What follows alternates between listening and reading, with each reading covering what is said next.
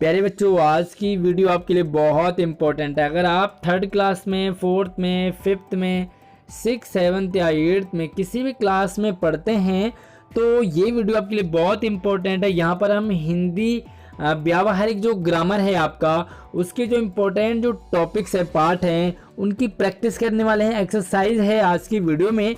आपकी छुट्टियां पड़ी हैं तो घर पे आप इनकी जो प्रैक्टिस है वो ज़रूर करेंगे। तो आगे बढ़ने से पहले वीडियो को लाइक करके शेयर जरूर करें अपने बाकी सभी दोस्तों को। तो चलिए हम शुरू करते हैं। तो चलिए, सबसे जो पहला पार्ट है वो है हमारी भाषा, यानी कि हिंदी भाषा के बारे में हम समझते हैं। तो भाषा क्या होती है, सबसे पहले हम वो समझते हैं कि भाषा कहते किसे हैं। तो आपने कॉपी लेनी है, पेन लेना है और कॉपी में इसे पूरा उतारना है, लिखना है, ताकि आप इसकी प्रैक्टिस करेंगे। एक्सरसाइज के क्वेश्चंस भी हैं यहाँ पे।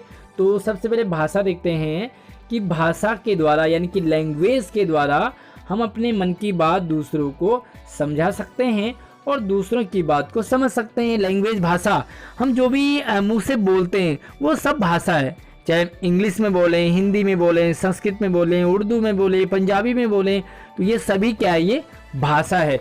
तो हम यहाँ पर जो हिंदी भाषा की बात करते हैं तो अपने विचारों को दूसरों तक पहुँचाना और दूसरे के विचारों को समझना ही क्या है, भाषा कहलाती है। अब यहाँ पर देखो, भाषा के दो रूप होते हैं, है ना। दो तरीके की होती है भाषा, एक होती है मौखिक, दूसरी होती है लिखित। अब मौखिक यानी कि मौखिक भाषा बच्चा अपने परिवार में सुनकर या बोलकर सीखता है ना। जो भी बातें आप घर में मम्मी से, पापा से, भाई बहनों से सीखते हैं या उन्हें सिखाते हैं मुंह से बोलकर या सुनकर, तो इसमें मुंह का और कानों का प्रयोग होता है। तो ये हमारी क्या हो गई, मौखिक भाषा, यानी कि मुंह का प्रयोग इसमें होता है, मुख का। दूसरा देखो लिखित भाषा। तो लिखित यानी कि लिखना। तो लिखने के लिए आपको क्या जरूरत पड़ेगी, आपको कॉपी पेन की जरूरत पड़ेगी, हाथ की जरूरत पड़ेगी। तो देखो, लिखित भाषा बच्चा स्कूल विद्यालय में लिखकर या पढ़कर सीखता है। तो ये हम लिखते हैं और साथ में पढ़ते हैं। मैंने लिखा, आपने पढ़ा, आपने लिखा, मैंने पढ़ा। तो पढ़ और लिख करके स्कूल में हो या आप घर पे भी पढ़ सकते हैं, लिख सकते हैं ना। तो दो रूप होते हैं भाषा के, कौन कौन से, पहला मौखिक, दूसरा लिखित। तो चलिए आगे बढ़ते हैं। और हमारे देश भारत में बहुत सारी भाषाएं बोली जाती हैं, बहुत सारी है ना। जैसे हिंदी, इंग्लिश, तेलुगु, मलयालम, कन्नड़, है ना, बहुत सारी है। इंग्लिश है, संस्कृत है, उर्दू है, पंजाबी है, बहुत सारी भाषाएं हैं।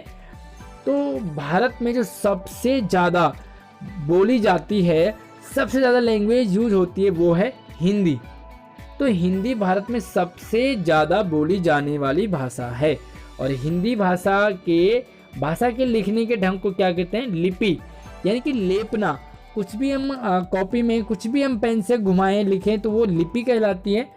और हिंदी भाषा की कौन सी लिपि है, देवनागरी। तो ध्यान रखें, हिंदी भाषा की लिपि देवनागरी लिपि है।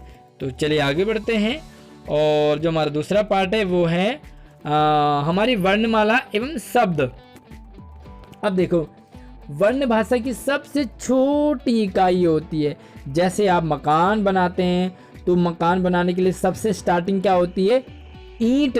तो यही ईंट आपकी यहाँ पे क्या होती है, वर्ण भाषा। बड़ी भाषा रूपी जो मकान है उसके लिए सबसे छोटी जो ईंट है वो क्या है, वर्ण है। तो भाषा की सबसे छोटी इकाई है वर्ण। इसे अक्षर भी कहते हैं, है ना। तो वर्णों से शब्द बनते हैं और शब्दों से फिर वाक्य बनते हैं। सही क्रम से लिखे गए वर्णों के समूह को हम वर्णमाला कहते हैं। सही क्रम यानी कि सीरियल वाइज, अ, आ, ई, उ। तो सीरियल वाइज जब चलता है तो वो हमारी क्या हो जाएगी, वर्णों की माला। अब देखो, वर्ण भी दो प्रकार के होते हैं। पहले जो है वो हमारे होते हैं स्वर और दूसरे होते हैं व्यंजन। तो इसे आपने अपनी कॉपी में पूरा लिखना है और समझना है। तो देखो, स्वर यानी कि जो बिना किसी सहायता से बोले जाते हैं, अ, आ, ई, उ, री, ए, आई, ओ, औ। तो ये कितने होते हैं हमारे, 11 होते हैं। अब आप कह रहे होंगे कि इसमें अंग और आह कहाँ गया, तो उससे हम आगे पढ़ते हैं। तो कितनी होती है हमारी, स्वर्ग होती है 11। अब देखो व्यंजन, उसके बाद हम व्यंजन कहेंगे। तो व्यंजन होती है हमारी 33 व्यंजन होते हैं ना। तो देखो व्यंजन क वर्ग, क से लेके ग तक, च से लेके यहाँ तक, ट से लेके अणा तक, ता से लेके ना तक, ता था दादा ना, प फ ब ब म, और या व र, या रा ला व, श स श ह। ठीक है, ये होती है 33। और इसके साथ ही हमारे होती हैं 3 इसमें और छूट रही हैं, तो वो कौन सी होती है? तो चलिए उन्हें हम आगे बढ़ते हैं। तो वैसे जो नॉर्मली 33 होते हैं व्यंजन, और इसमें 3 और जुड़ जाके वो होते हैं टोटल 36। तो व्यंजन अगर कितने होते हैं? तो व्यंजन आपके 36। कई बार बोलते हैं ना आपके घर वाले भी कि 36 प्रकार के हमने व्यंजन बनाए हुए हैं। अब आगे बढ़ते हैं। कुछ अन्य वर्ण होते हैं। तो कुछ अन्य वर्ण हैं वो हमारे अक्ष, त्र, ज्ञ और श्र। तो इन्हें कहते हैं संयुक्त अक्षर। संयुक्त मतलब मिले हुए 2 अक्षरों से।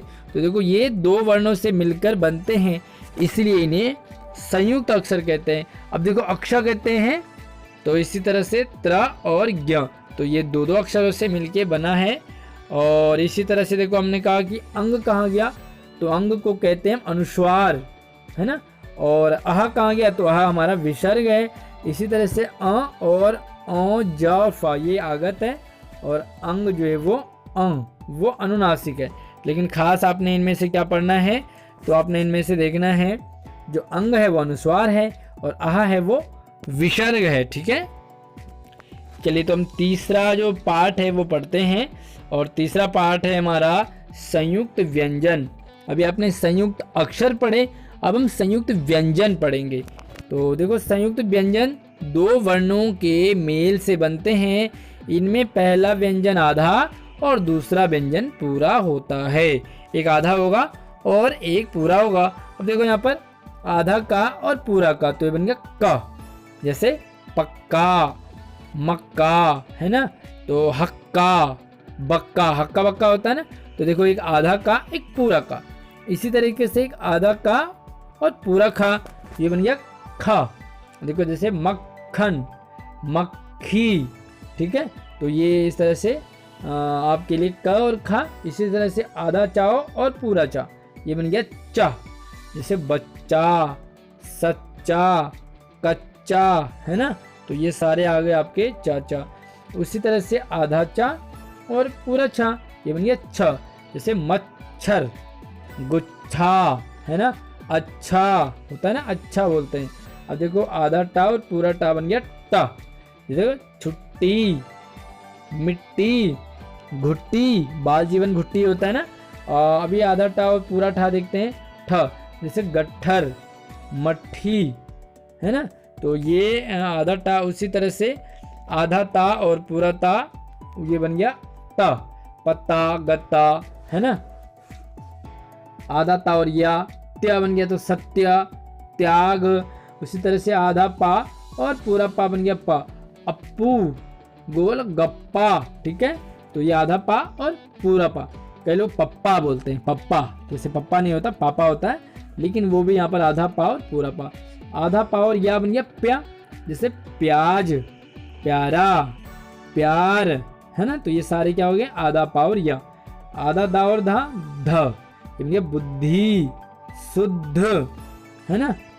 तो इस तरीके से हमारे जो है वो संयुक्त व्यंजन हो गए। अब हम अभ्यास करेंगे। यहाँ पर कुछ क्वेश्चन आंसर हैं आपके लिए। तो देखो पहला सवाल है, संयुक्त व्यंजनों की सहायता से शब्द बनाइए। संयुक्त व्यंजन। अब देखो यहाँ पर जो संयुक्त व्यंजन हमारे होते हैं, जैसे अक्षर से बनाना है, तो ये बन गया कक्षा, रक्षा। ठीक है, इसी तरह से कक्ष, पक्ष, ये भी हो गया, है ना। उसी तरह से देखो त्र से बनाओ, मित्र, चित्र, शत्रु, है ना। तो ये त्र से हो गया। अब देखो ज्ञा से ज्ञानी, ज्ञान, विज्ञ, प्रज्ञा। प्रज्ञा होता है ना, प्रज्ञा कई शीरोलों में आते, प्रज्ञा आती है शीरोलों में।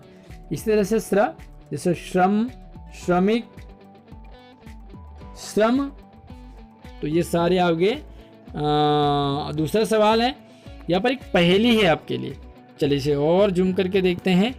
अब दूसरा सवाल है, इस वर्ग पहेली है वर्ग की पहली में से आपने संयुक्त व्यंजन वाले शब्दों को छांटकर लिखना है। अब यहाँ पर आपको लिखना होगा इनको, जो जो भी संयुक्त है। अब यहाँ पर करना है क्या आपको, तो देखो ये आपके लिए एक पहेली है। अब इस पहेली में आपने ढूंढना है कि कौन कौन से इसमें संयुक्त वाले हैं। अब देखो यहाँ पर कौन कौन है। सबसे पहले तो आप देखो संयुक्त कहाँ मिले जुले, जैसे यहाँ पर आधा दा है, यहाँ पे आधा ला और पूरा ला, आधा चा और पूरा छा, आधा ना और पूरा ना, है ना। तो चलिए हम ढूंढते हैं यहाँ पर कि कौन कौन से हैं यहाँ पर शब्द। तो चलिए यहाँ पर देखते हैं। सबसे पहले हम यहाँ पे देखते हैं, ये है विद्वान। तो सबसे पहला आपको मिल गया विद्वान, तो विद्वान लिखेंगे। दूसरा यहाँ पर आप इसे नीचे भी करोगे विद्या, ये विद्या बन गया। उसके बाद देखो यहाँ पर आपको अच्छे से दिख रहा होगा बिल्ली, बिल्ली दिख रहा है ना। उसके बाद नीचे जाएंगे आप तो यहाँ पर आपको मिल जाएगा चक्की, चक्की पीसी है ना आपने। अब और आगे बढ़ते हैं तो ये है आपके पास रक्त, रक्त मतलब खून। अब नीचे देखो, अगर आप नीचे से आएंगे तो ये है मच्छर, ठीक है, मच्छर हो गया। अब यहाँ पे देखो आपके लिए है क्यारी, क्यारी। और यहाँ से नीचे को आएंगे तो ये हो गया हमारे रस्सी। बहुत सारे शब्द हैं। उसके बाद यहाँ से इधर जाओगे तो ये हो गया गन्ना। अब देखो कौन कौन से शब्द हैं, फिर से देखते हैं। सबसे पहला यहाँ पर है विद्वान, दूसरा है विद्या, नीचे को आएंगे। उसके बाद देखो ये है बिल्ली, ये है मच्छर और ये है चक्की। यहाँ से देखेंगे तो ये है रक्त।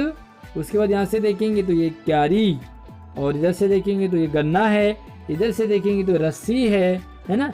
तो ये सारे जो आपके पास शब्द हैं इनको आपने क्या करना है, नीचे यहाँ पर लिखना है।